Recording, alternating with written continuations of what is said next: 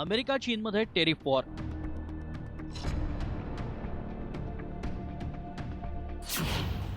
अमेरिकेचा चीनवर 104% आयात कर.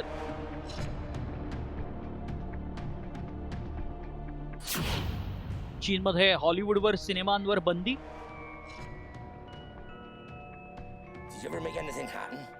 Anything you couldn't explain? Trump सत्तेत आले आणि अमेरिका चीनमधलं व्यापार युद्ध सुरू झालं असं म्हणावं लागेल. कारण आपल्या नवीन कर धोरणावरून ट्रम्प यांनी चीनची कोंडी केली आहे.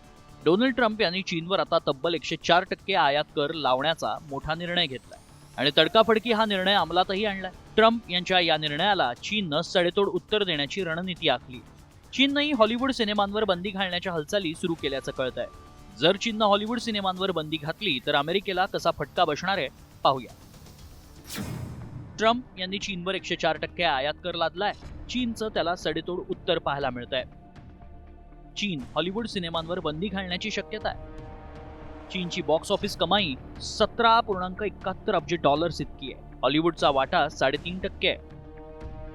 2024 मध्ये अमेरिकन चित्रपटांची चीनमध्ये $585 दशलक्ष कमाई पाहायला मिळाली आहे.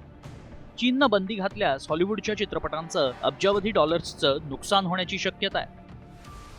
याआधीच अमेरिकेच्या या नव्या कर धोरणानं जगभरातील शेअर बाजारांमध्ये भूकंप आणला आणि आता चीनी उत्पादनांवर थेट 104% कर लादून ट्रम्प यांनी जागतिक अर्थव्यवस्थेत अस्थिरता आणली इतकं मात्र खरं. त्यामुळे अमेरिका आणि चीनमधलं हे व्यापारी युद्ध कोणत्या वळणावर जाईल आणि यात भारताची काय भूमिका असेल याकडे आता संपूर्ण जगाचं लक्ष लागलंय. ब्युरो रिपोर्ट, साम टीव्ही.